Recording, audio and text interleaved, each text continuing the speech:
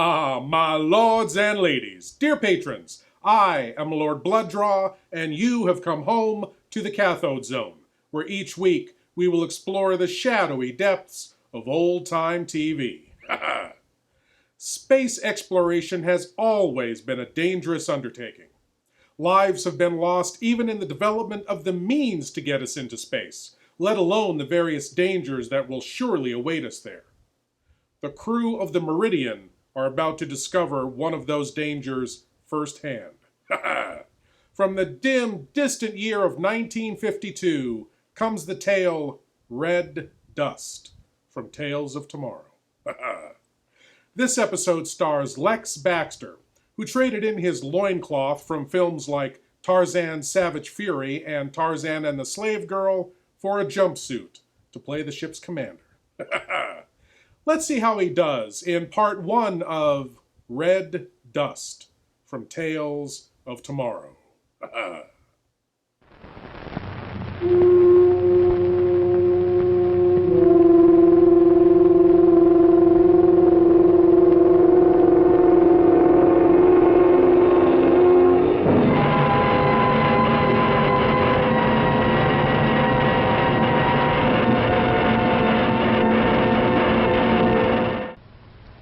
And now C.H. Maslin & Sons bring you Act One of Red Dust, starring Lex Barker.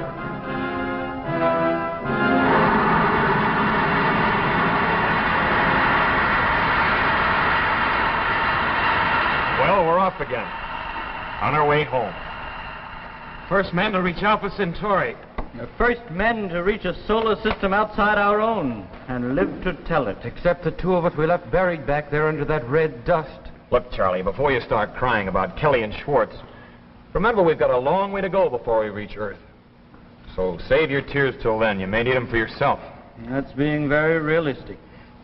I'll bet the doc's so wrapped up over what we found down there that he wouldn't care if we ever got back. On the contrary, I'm very anxious to get back. Alpha Centauri had a remarkable civilization, centuries in advance of ours. We'll benefit beyond measure from this accumulation of its knowledge we're bringing back. Makes us look like babes, huh? I'll never forget it. Those great, magnificent, shining cities. Yes, but no life. How weird. Completely deserted. Everything dead. Covered with that strange pink dust. They must have all died down there in some epidemic. And the dust just settled.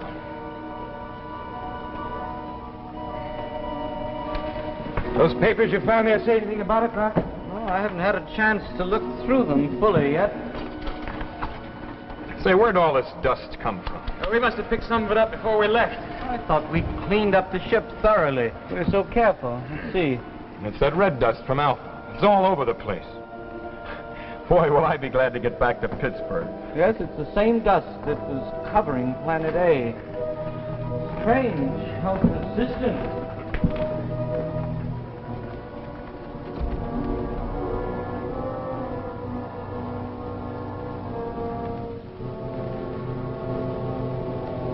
Hey, same to you, buddy.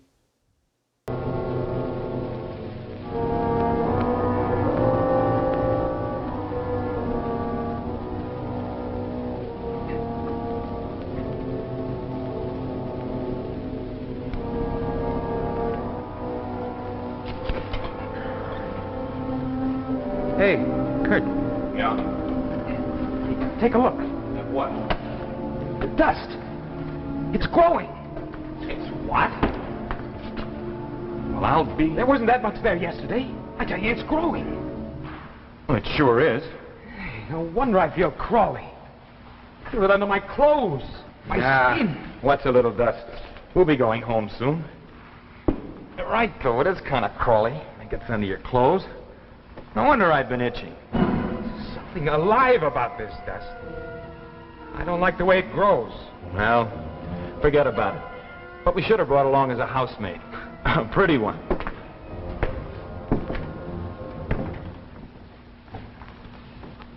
It's a good thing we'll be getting back to Earth again in a few days before this dust gets any thicker. At the rate it's been spreading, in another week we'd have to fight our way through it. Time for the shots again, Doctor.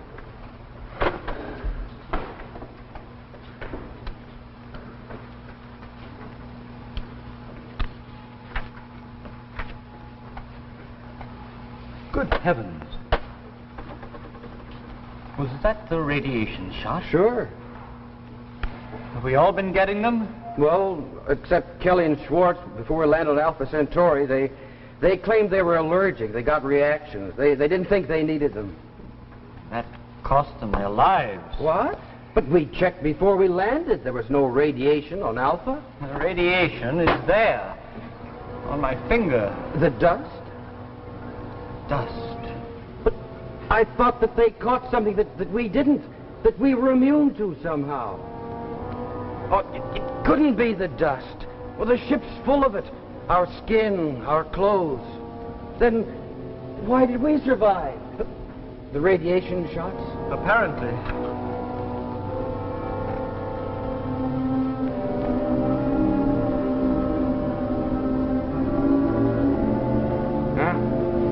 So far, it's no good. Frankly, now, when we signed up for this little thing, who would have thought that we'd make it there and back without a hitch? I don't think I even thought about it. Hey, Charlie, can't you and the doc do something about this dust? I'm getting awful itchy. Time for the shots. Radiation shots again? That's more hogwash. What do we need them for? We're going home soon. What do we need them for, anyway? They just saved your life, that's all. They what? The doc just found out what killed Kelly and Schwartz. It was radiation disease. Caused by that pink dust. Oh, you're kidding. You mean this stuff? Hey, that's right. They didn't take their shots.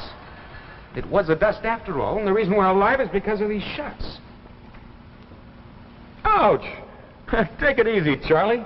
It's not my fault that Kelly and Schwartz didn't get their shots. Don't joke about it. Hey, Charlie.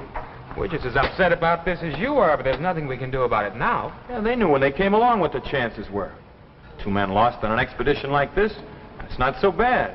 Not when you consider that they didn't even survive, the first bunch didn't even survive the takeoff. What you've got to do, Charlie, is think about yourself. Concentrate on you.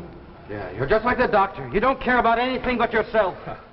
No, you don't believe that. You wouldn't have worked for him so long. Oh, I respect him all right, but I can't help thinking about Kelly out there on that red desert. The dust swirling around him and us goggling down at him through the port. And Kurt yelling, "Here's a toast to Kelly." When he came clumping back into the ship, his flight suit covered with it. And all the time, that deadly dust was spreading over him, just like it's spreading over this ship, getting inside him, eating him away. Hey, Charlie, look, we all know that death is the price of knowledge. Yes, but none of you care anything about it. All Kurt here's interested in is excitement. And the doc will do anything for science, no matter who suffers. And you, Duncan. I suppose I just came along for the ride. What is it, Doc? You look worried. Here it is. As much as they knew about it, as much as I do. The dust? I know its refractive index, its biaxial interference figure, and that's about all.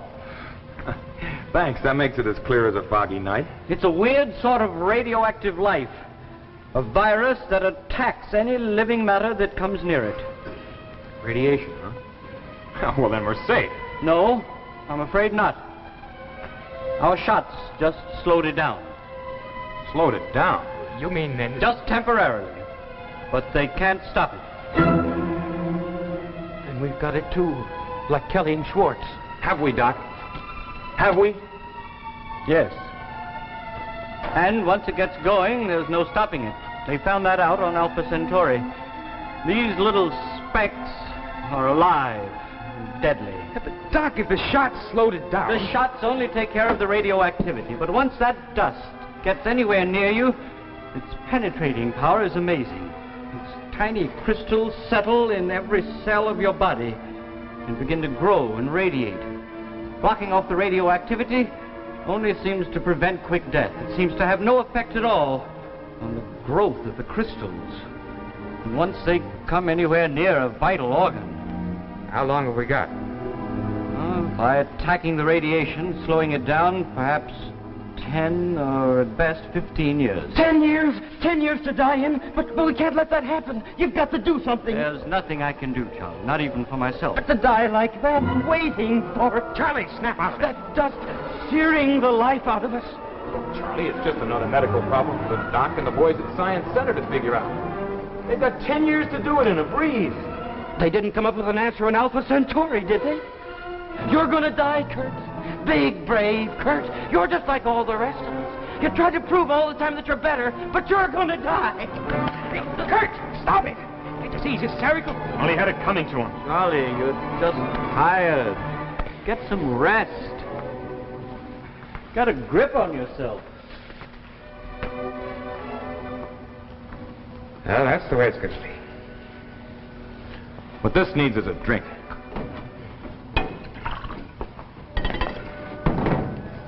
Here.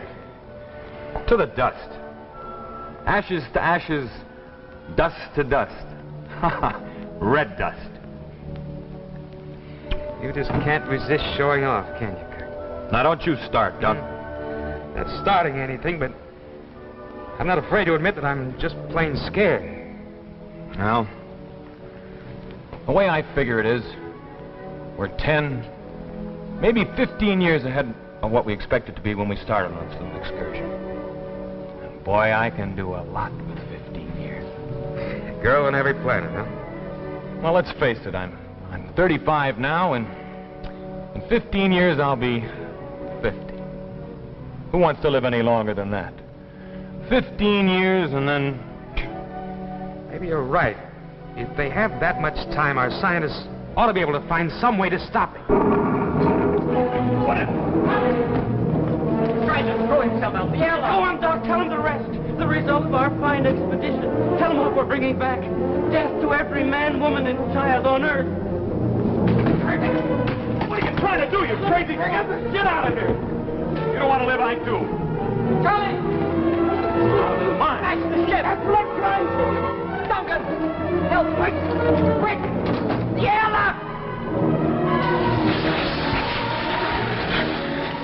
What does that crazy fool do now? What? Threw himself out the airlock. Poor fellow. What do you know? I didn't think he meant it. Guess he just couldn't live with the idea of death. You're both wrong. He said something before he... Do either of you realize what he meant? When he was off his beam, I knew that. He said what we were taking back to Earth was death. He was right. What? Listen, Doc. I know you're both tough enough to take this, so I won't sugarcoat the pill. We can't go back to Earth. We can't hear that again, Doc. I said we cannot return to Earth.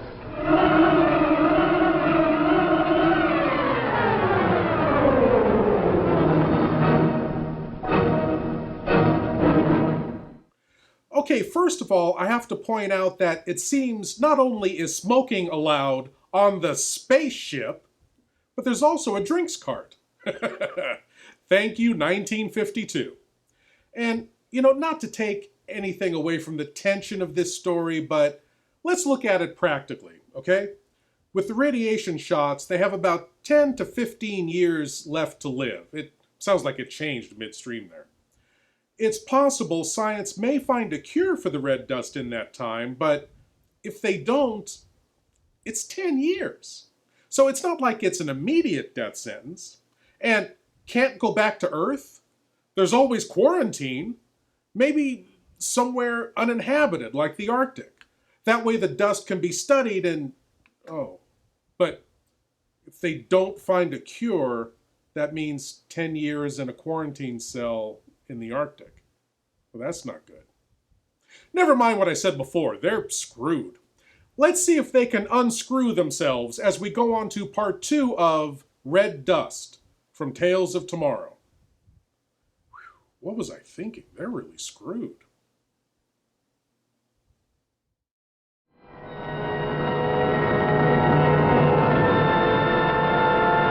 In just a minute, we'll bring you Act 2 of Red Dust, starring Lex Barker. I'd like to use that minute to good advantage. I'd like to introduce a member of the Maslin quality family. Here it is, Cathode, a Maslin Beauty Blend broadloom. Cathode is a Wilton weave, and that means that the yarn is woven right through to the back. That ensures extra long wear, gives you a hidden cushion of yarn under the pile. And the pile itself, well, that's anchored forever. A Cathode features a sculptured design in 2 pile highlights for extra decorating value. And the texture, that's of heavy grow point, a really luxurious value at about $11.95 a square yard. See Cathode at your Maslin dealer. It comes in several delightful colors chosen to complement your room and flatter your furnishings. The lovely sculptured design of Cathode is highlighted in dark and light green, gray, beige, beaver, Beaver carpet? and cardinal red. Furthermore, Maslin brings you this richly designed, budget-priced carpet, Cathode, in widths up to 12 feet. Visit your Maslin dealer soon. Ask to see Cathode, a wonderful budget buy made by Maslin, makers of fine carpets for more than 4 generations. And now Maslin brings you the second act of Red Dust, starring Lex Barker. Look, Doc, start at the beginning and go back. Why can't we return? That should be obvious, Kurt. Kelly, Schwartz, Charlie, Duncan, you, even the doctor. If we landed, do you think the red dust would stop with us? We'd contaminate everything we even came near. And then it would spread outward until there was nothing but one great sterile pink desert stretching from pole to pole. When we get back home, they'll get rid of those red bugs in no time. The system of Alpha Centauri had scientists working with advanced techniques we can't even begin to understand, and they couldn't get rid of the dust. No. One boneyard in the galaxy is enough, Kurt. Well, what do you want us to do? Hang a bell out in front of the ship and go wandering around through space, jangling it, yelling unclean? Not quite. When we reach radio contact point, we'll be able to transmit all the valuable information and knowledge we've gathered. Once we've done that, our mission will be accomplished. Then the only thing left to do will be put the overcharge on emergency power, throw the converters out of phase, and then wait for them to explode. One quick, clean sunburst. Now, I'm sorry, Doc, but I don't agree with you. I don't believe in suicide for any reason, yours or Charlie's, and that's what this amounts to. It's not the same thing. Well, it is to me. Look, Doc, you and me, we're both a lot alike. We know what we want, to do things. Not the same things, maybe, but once we make up our minds, we do it. I've made up my mind. This ship is not going back to Earth. Give me a minute, Doc. I don't think you thought this thing through. You're a scientist. You know the answer to everything. What are you driving at? Well, as a scientist, you know it's only a matter of time before somebody comes up with the answer to this red bug thing. Someday, somebody's going to come up with an answer. Don't you want to be the one? Yes, but even on Alpha. Well, so they didn't solve it on Alpha. Maybe they were just on the verge. Maybe what they already knew, and just a little more research would have done the trick. Don't underestimate yourself, Doc, or the boys at Science Center. I would like to find the secret of that red dust. Well, you're a scientist, Doc. You face problems. You don't commit suicide in order to avoid them. Maybe you're right, Kurt. Maybe you're right. Let me think about it.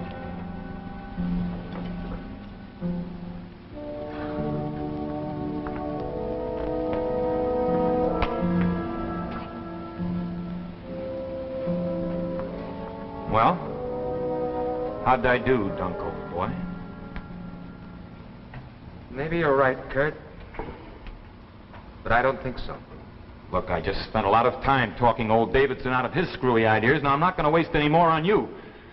Don't you want to live? Sure. Sure I do. But so does several billion people down on Earth. So with Doc's radiation shots are in the same boat we are. They've got 15 years to live just like the rest of us have. Maybe men like you, ones who take the big chances, are important. And men like Dr. Davidson, too, but somewhere along the line, the others, the unimportant ones have to be considered. Otherwise, what you and the doctor accomplished means nothing. I worry about Kurt Fenster. Whether you realize it or not, you've got a bigger responsibility than that. The others may not mean much to you, Kurt, but you can't murder a whole system just to add a few more years to your life. Now you make me laugh, Dunk. That system's not so hot. It can be. It can. There's hope. If you take this ship in, there won't even be that. You kill me, Dunk. Here I thought you were so calm, cool. Why, just look at you when you get all worked up. Maybe the doctor will listen to me. I gotta talk some sense into one of you. Hold it, Dunk. Get over there and sit down. What do you think you're doing? You can't scare a man who's already slated to die. Yes, but I can scare a man who doesn't want this ship to get back to Earth. Now sit down. What is this? We're just having a little discussion, Dunk and I. Put your gun away, Kurt. I heard your discussion. Now, what'll it be? Kurt, you said you thought we were very much alike in some ways. Well, you're right. You lose, Dunk, old boy. This ship goes back to Earth, red dust and all. Radio contact! There we are, Dunk. Over there.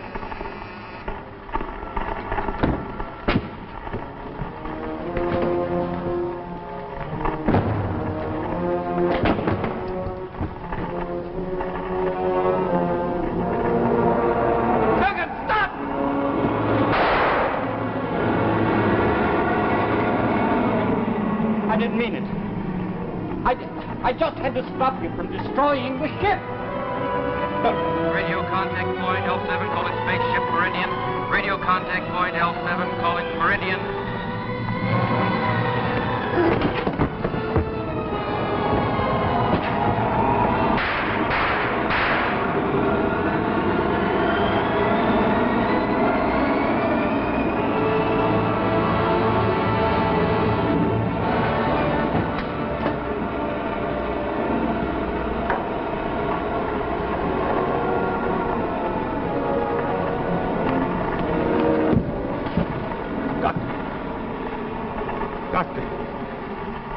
I know you're a scientist.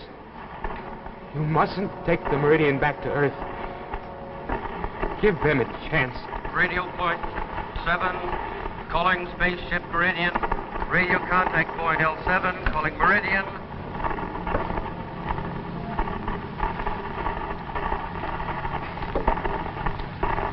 Hello, contact point L7. This is Dr. Davidson, Meridian speaking. The Meridian! She's back! Colonel Wetzel, contact's been made with the Meridian! She's back, she's back! She's back! Give me that mic. Davidson. Hello, this is Wetzel speaking. Yes, Wetzel. Did you make Alpha Centauri? Yes, we made it all the way. Congratulations, wonderful. Anything on it? Cities, big cities, and machines. Wonderful. The inhabitants. Were they friendly? There weren't any. Information is in my notes and documents. Can't wait to see them. When will you make contact? I have information to transmit. Now. Now? Hold it, hold till you... Now! Okay.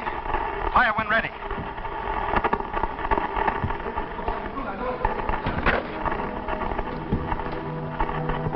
Ready. July 23rd. Landing on Alpha Centauri was made on a low plateau. Longitude 37 degrees 28 minutes, latitude 49 degrees 54 minutes, as reckoned on the Van Dusen astronomical projection. An analysis of the atmosphere revealed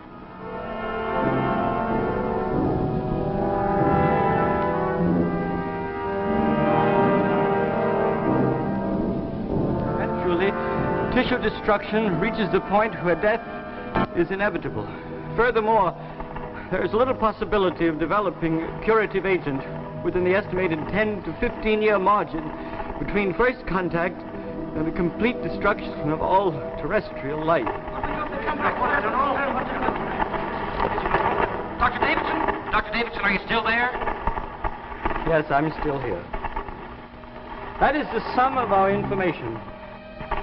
I am sorry that we will not be there to see the results of this expedition, but the scientist is also a member of the human race.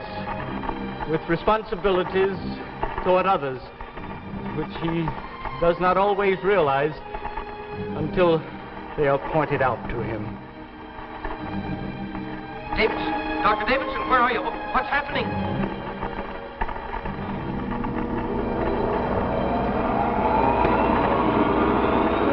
Dr. Davidson! Action is being taken to ensure that the Meridian and what remains of her crew do not return to the Earth. Meridian ending transmission. Approximate location, 7th lunar section. Estimated time of arrival, not given.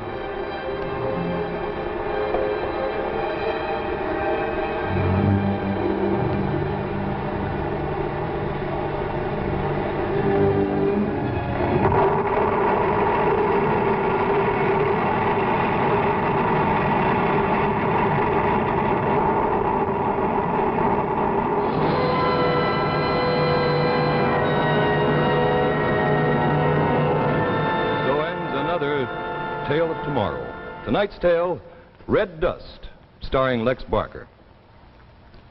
Before I tell you about next week's program, I'd like to remind you again about cantata. You know, most of us have an eye for quality, and most of us have a yen for luxury. Well, here, Masland has the answer to both. Cantata, a Wilton broadloom designed in a sculptured pattern to bring a new air of beauty to your home. Just look at it.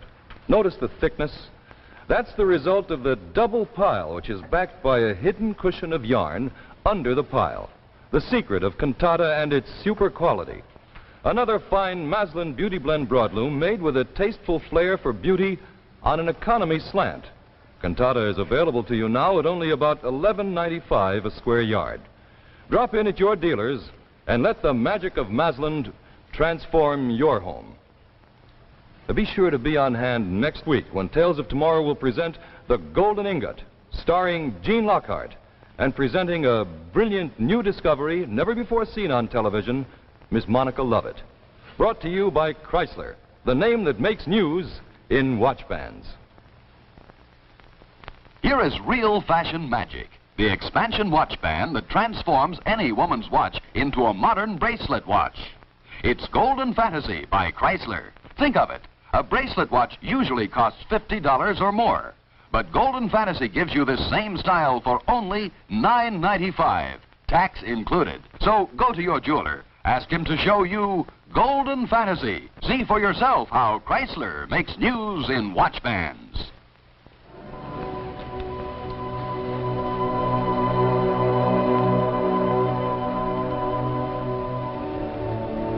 Adapted from a play by Theodore Cogswell.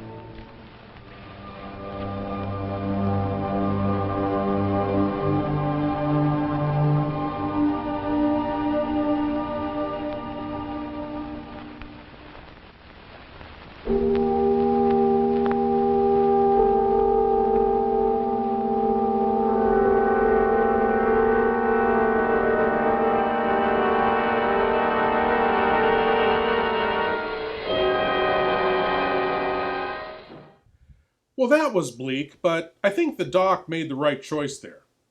His responsibility to his fellow human beings and the planet itself won out. That's something to consider in these times, how much responsibility we owe each other. Well, I hope you'll all join me again next week, dear patrons, as we tour the dark depths of what TV used to be. As always, I am Lord Blood-Rah saying, you're always at home in the Cathode Zone.